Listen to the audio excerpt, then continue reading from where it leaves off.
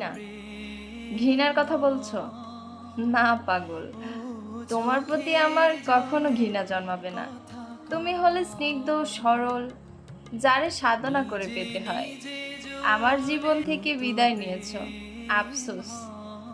আফসোস তো আমার ঠিকই হয়, কারণ যতদিন ছিলে জীবন আলোকিত করে রেখেছিলে আমার। অন্ধকার ঠিকই নেমে এসেছে আমার অস্তিত্বে, সেই অন্ধকার কাটিয়ে আমি হয়তো আবার জেগে উঠব, কিন্তু মধ্যরাতে তোমায় ভেবে চোখের কোণে এক চিলতে পানি অবশ্যই আসবে। আমি হাউমাউ করে কাঁদতে জানি, কিন্তু কাঁদতে পারি না। যদি কাঁদতে পারতাম, হয়তো একটু হালকা হইতাম।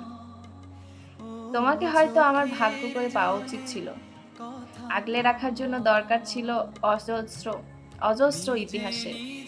হয়তো ভাগ্যটাই খারাপ, নেই কোনো ইতিহাসও, তাই হয়তো তোমাকে পাইনি। তুমি থাকতে বলা হয়নি, এখন বলছি, যেখানেই থাকো, যেভাবেই থাকো, যার জীবনেই থাকো, ব্যাস সুখে থাকো, এটাই চাই। ভালোবাসলেই তোমায় পেতে হবে, থাক না কিছু পাওয়া না পাওয়া অপূর্ণতায়। জীবন না হয় কিভাবে উপভোগ করব। তো প্রেম হয় ও চোখে।